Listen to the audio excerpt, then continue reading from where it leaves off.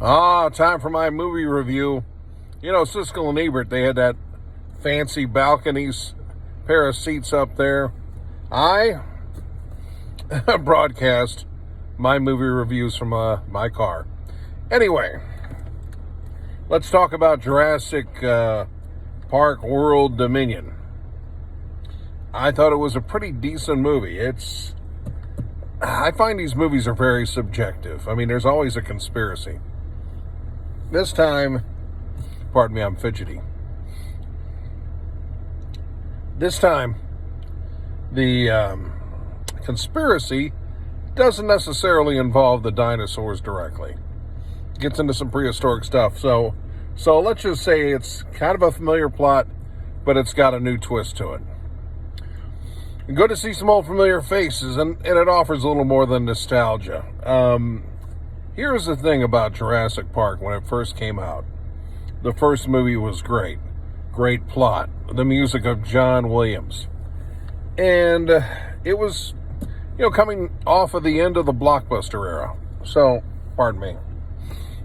So the 80s blockbusters, Hollywood knew how to make a great movie.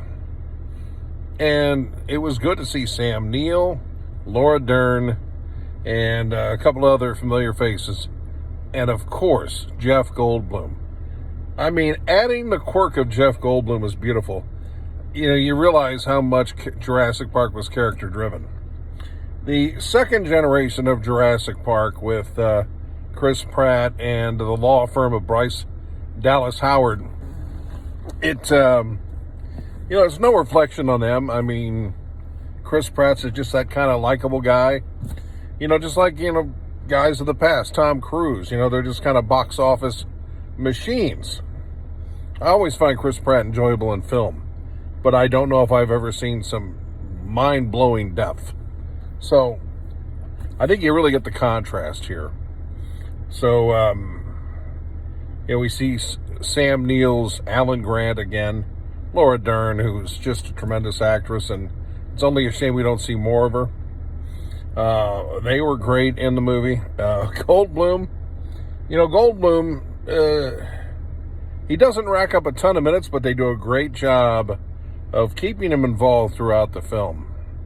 Anyway, those three are great. And, Bryce Dallas Howard does good at what she's, the job she's given, which is to be run from the dinosaur, be freaked out by the dinosaur. I mean, she definitely adds to the mystique of the dinosaur, but it almost feels like we've been fed a love story of opposites, people made not to get along, but yet they find each other. It just seems like the second generation of Jurassic Park is Hollywood formula of today. Crank it out, put it on the assembly line. Again, I don't really think it reflects on those two, but you really are reminded of just how great Jurassic Park was at the start. So you get CGI. I think I could call the CGI in this movie a mixed bag. I thought they did about as well as they've done with CGI, but it didn't just become a mindless rampage of dinosaurs. There was some thought to it. They sprinkled the dinosaur, attacks on animals and, humans on occasion. They spread it out nicely. So it wasn't, the same old, the dinosaurs are loose movie. So I think it's enjoyable, but is it going to be a movie that the kids are just going to go nuts after? I don't think so. I think there's a little bit of a, look out, some corporate interest. People with too much power and too much control of the marketplace are dangerous. And that's where Campbell Scott comes in. Campbell Scott is a guy who has been fairly underused, and he impressed me way back with Singles, back when Bridget Fonda was still Bridget Fonda. And I thought he was tailor-made. He has got a tailor-made look to play a villain, and I thought he was, a villain who didn't consider himself a villain, considered it a cause, and then he'd kind of venture in. Yeah, you know what? Maybe I am a criminal. that kind of not conflict, but God complex. And anyway, I thought it was interesting, but I don't know if it's going to be this big.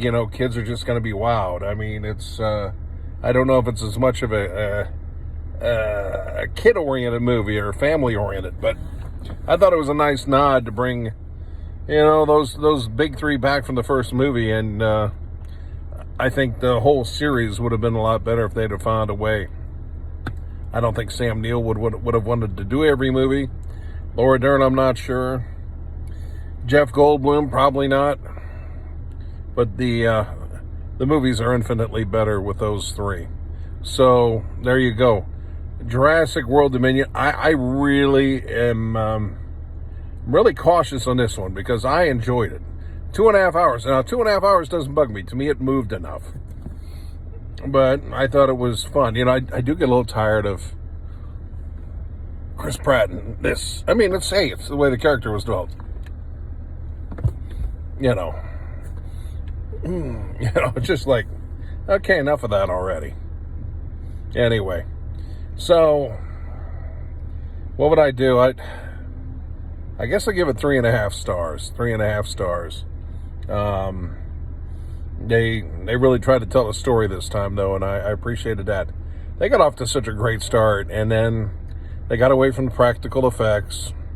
Practical effects meaning there was a guy in a raptor costume. It really had a great feel to it. I wish there was less CGI, but, that's the way Hollywood's going. But they really kind of blew it, when I think of the first movies.